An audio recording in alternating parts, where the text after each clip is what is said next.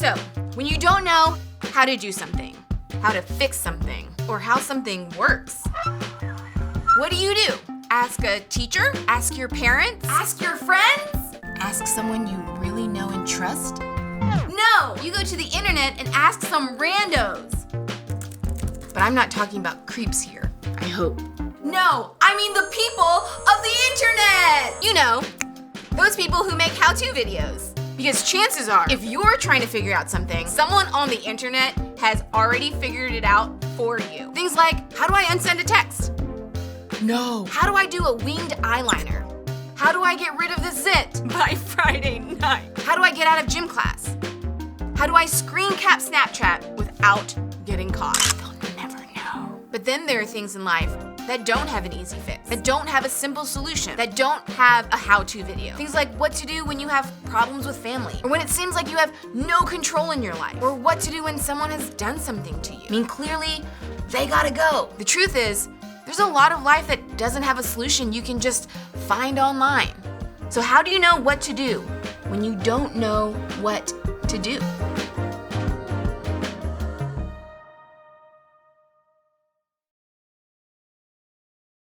One of my all-time favorite movies is Kung Fu Panda. Am I right or am I right, okay? You may have watched that as a kid. It's not just a great movie, it's a great trilogy. And one of the things that makes it so great is Po, played by Jack Black. Po is awesome.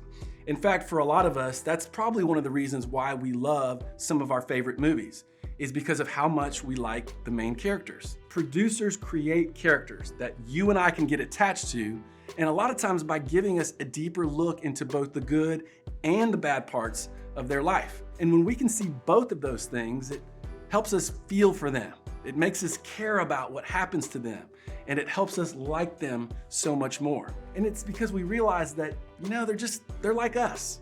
They're not perfect, and their life isn't either. And that's why I love Po, okay? See, movies often show us some of what happens in a character's life by creating what they call a backstory, which is a way of letting us know some of the things that may have happened to the main character before we get to the current moment. For example, maybe a movie centers around a dad saving his daughter, but the backstory shows us that their relationship had a lot of brokenness in the past. Or maybe the movie centers around a superhero defeating his greatest enemy, but we discover in the backstory that they used to be great friends before something divided their relationship. See, understanding the backstory helps make a story more complex to us, and more interesting to us, and more compelling to us. But sometimes, introducing these things can seem kind of random. Like when the dad is in the middle of a chase to find his daughter's kidnappers, and suddenly the movie flashes back to a scene where he and his daughter are arguing in the kitchen.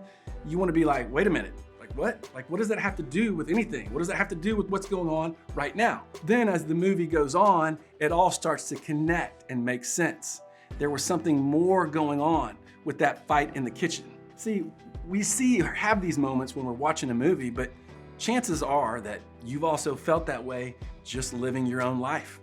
Like there are moments in our real life stories that make us ask the same questions because we get a plot twist, because there's conflict going on, because something hits us out of nowhere and we're like, what's happening? Like, what is the point of me going through this? We're talking about difficulties. We're talking about pain and struggle and problems, the things that will be a part of our backstory one day. But as for now, they're in our current story. For some of you, they're in your story right now. And when we're in the middle of them, they make us feel overwhelmed, powerless, and sometimes even make us want to just give up entirely. And in this series, What to Do When You Don't Know What to Do, which I will give you is a long title, we've been talking about exactly what the title suggests. What to do when you and I do not know what to do. And today we are talking about what to do with our difficulties, our pain, and our struggles. And maybe more than anything else, these things can leave us not knowing what to do. But before we can even ask the question, what do I do? We often ask ourselves just why in general? Why is this happening to me? Why am I going through this? Why is this happening right now? Just like a movie that flashes back to a scene that doesn't seem to make any sense at the moment, difficulties can make us feel the same way. Difficulties, they often feel random. Sometimes they feel pointless or feel completely unnecessary. Sometimes we see the point after the fact when it's part of our backstory, but we don't see it right now. For example, maybe you have a broken friendship, but looking back, you realize that the friendship, well, it led you to make some bad decisions. In fact, you may not even have liked that version of yourself very much when you were in that friendship. So even though it felt bad at the time, you're now actually glad that it happened. Sometimes we even see the point in the moment while the difficulties are actually happening. For example, maybe you found yourself struggling in a class and it was on you. You weren't putting in the effort. You got called out by your teacher, and all of a sudden there was a lot of heat on you to get your grade up in that class. So even though it wasn't fun, you knew having someone else tell you what you already knew was what you needed.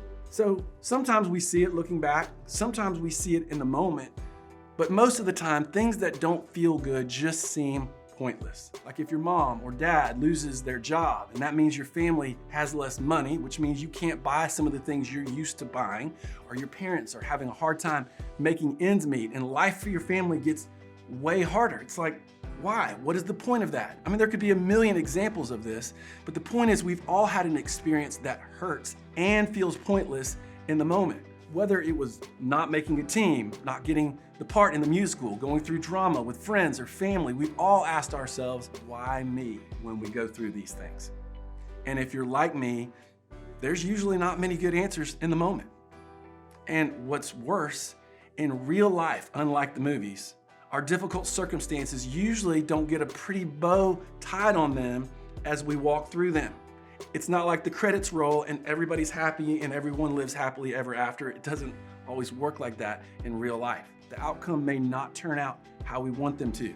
And in those times, it can be really difficult for us to see any point behind our pain, to find hope despite the hurt, or to find the determination to keep going despite the difficulties. But here's the good news. When we find life confusing or difficult, we can actually learn what we can do by looking at people who have handled similar situations. That's actually an incredible tool for us when we're in the middle of difficulties. And that, my friends, brings us back to the life of Joseph. See, we've been looking at some events in Joseph's life. The account of his journey is found in the Old Testament of the Bible, which basically means he lived before Jesus walked the earth. And here's a recap. Joseph was sold into slavery by his own brothers. He was taken to a foreign land, which was Egypt, where he was forced to work for a high-powered official. Then he was falsely accused of doing something he didn't do and was thrown into prison. Okay, so from free man to slave to prisoner. If anyone had earned the right to ask, what is the point? Why is all of this happening to me? It was Joseph. And that's where we pick up. Joseph is in jail for a crime he didn't commit, and in jail he makes some new friends. Check it out. Sometime later, the cupbearer and the baker of the king of Egypt offended their master, the king of Egypt. Pharaoh, who was the king of Egypt, was angry with his two officials, the chief cupbearer and the chief baker, and put them in custody in the house of the captain of the guard in the same prison where Joseph was confined. So Pharaoh is the boss of all of Egypt. If he got mad at you and wanted you thrown into prison, that's where you'd go, even if you hadn't done anything wrong or illegal. And that's what happened to these two guys. They were thrown into prison with Joseph. The story continues. After they had been in custody for some time, each of the two men, the cupbearer and the baker of the king of Egypt, who were being held in prison, had a dream the same night, and each dream had a meaning of its own. When Joseph came to them the next morning, he saw that they were dejected. So he asked Pharaoh's officials who were in custody with him in his master's house, "Why do you look so sad today?" "We both had dreams," they answered, "but there is no one to interpret them." Then Joseph said to them, "Do not interpretations belong to God? Tell me your dreams." Okay, so there is a lot happening here. Remember, Joseph is in prison for a crime he didn't commit, and even in this really difficult situation, Joseph continues to honor God. The men told Joseph their dreams, and with God's help, Joseph told them what they meant. And then what Joseph said would happen actually happened. Based on the dream the chief cupbearer had, Joseph said that he would be restored to a favorable position, and he was. As for the chief baker, Joseph said he would not have the same luck, and he didn't. So listen, these stories are like kind of wild. They're out there. If you want to know more, you'll have to read the whole story for yourself because it's fascinating and it's awesome. But you would think, given what Joseph had done to help the cupbearer out, it would have made some sense for the cupbearer to speak up and say, "Thank you, Mr. Pharaoh, for restoring my position. I just want you to know that I was locked up with this guy who interpreted my dream to perfection. I know you have dreams that you need interpreted from time to time, so you may want to think about getting this dude on staff ASAP." But that's not what happens. The story tells us the cupbearer forgot about Joseph altogether. He got out of jail and he went on with his life. Ouch, okay? But over time, as Joseph was waiting in jail for his friend to remember him, he realized that not only did his friend forget him, what he did to help his friend didn't help his situation at all. I'm sure he was tempted to wonder, what was the point of all that? Like, that seemed like God was intervening to get me out of here, and it didn't help my life get any better at all. Like, has God forgotten about me? I thought that I did what was right, and I'm still here in jail for something a crime I didn't commit in the first place. I would be frustrated. But then, 2 years later, Pharaoh had 2 dreams that troubled him. He desperately searched for someone on his staff who could interpret them, but no one could. And that's when the cupbearer remembered Joseph. So Pharaoh called for Joseph, who interpreted the dream with incredible accuracy. And as a result, eventually Joseph was made second in charge of all of Egypt. And under Joseph's leadership, Egypt survived a terrible famine, would eventually put Egypt in a position to save Joseph's family and other people from his homeland who were suffering from the famine. It was 2 full years before the cupbearer even remembered Joseph. And even when Joseph was promoted to a position of incredible power, he was still living in a foreign land. So it wasn't like Joseph was able to go home as a free man. And Joseph was still second in command under Pharaoh, which meant that if Pharaoh was having a bad day and decided that he wanted Joseph dead, he could snap his fingers and make it happen. So no, this did not make Joseph's life perfect, not even close. But when we see the big picture and understand the context to this backstory, we see that Joseph's challenging circumstances uniquely positioned him to do something great. Joseph, however, still had to wait 2 years. All the good things that happened in Joseph's world didn't make those bad things okay, and they didn't make those 2 years seem to go any faster. Being promoted to second in command didn't undo the challenges he faced leading up to that, but at the same time, those difficult circumstances positioned him and prepared him for something great, something only he could do. And the same is true for you and me. Difficult things can happen in your life, and it's important to remember that God does not cause hard things to happen. Because of sin, things happen that aren't fair, that don't make sense, and sometimes things that you should never have to deal with. But God can take those things and use them for something so much greater than you can see. And we know that in all things, God works for the good of those who love Him, who have been called according to His purpose. It may not seem to make things all better, and it may not even make sense yet, but God is in the business of taking our hurt, difficulties, and pain, and giving them a purpose and giving them a meaning. In other words, when you don't know what to do, remember that your problems can position you for a purpose. Let me say that again. When you don't know what to do, remember that your problems can position you for a purpose. This doesn't mean we can tie a bow on all challenging things.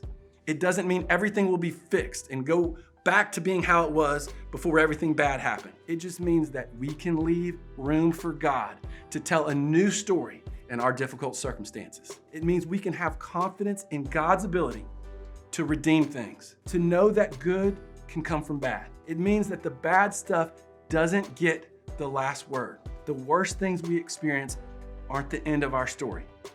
In fact, they could be part of something more, another greater purpose that we wouldn't have been able to see otherwise. So when we go through pain and we can't see the purpose yet, here are some things that I believe can help us get a bigger perspective. And the first thing is to remember that no one else has your life story.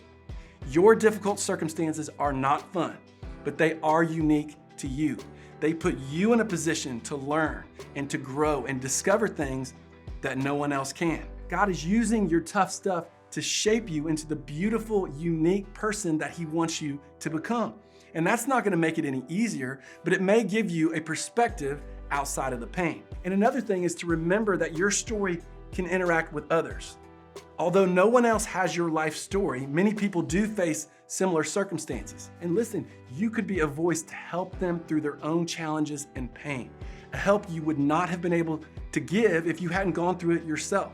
So when you go through family drama, you can help people who are going through family drama. When you go through a hard breakup, you can understand how someone else feels when they're going through a hard breakup. When you deal with a sickness, an illness, or an injury, you can relate to people who are going through the same thing. When you have doubts and questions in your faith, you can show grace and compassion to people who are asking questions of their own. You can become a person who looks around, sees other people's struggles, and says, "Oh, you feel that? Yeah, me too. Oh, you've experienced that? Yep, I've been there. Can I tell you my experience? Can I share kind of what helped bring me through that?" The truth is, the next best thing to having something fixed for us is having someone who has been through it too. Having someone who has been through it walk alongside our mess with us. And look, when we can be that voice of encouragement for someone else because of our experiences, that is a real win. One that gives our pain some perspective and some purpose. Do not miss the power in that. Joseph went through pain that felt pointless. But when we see his backstory, we see that God used his problems and positioned him for a purpose. His unique experiences put him in a role that only he could fill. But it didn't feel good in the moment. No, it was difficult. But he held on to God. He relied on God's strength, and he trusted that God saw the bigger picture. And he allowed the struggles and difficulties of Joseph's life to uniquely position him to be used by God. It didn't mean they went away, but it meant he knew there was more to what he was experiencing than what he saw where he was. And the same is true for you, and the same is true for me. And listen, the same is true for the people around us.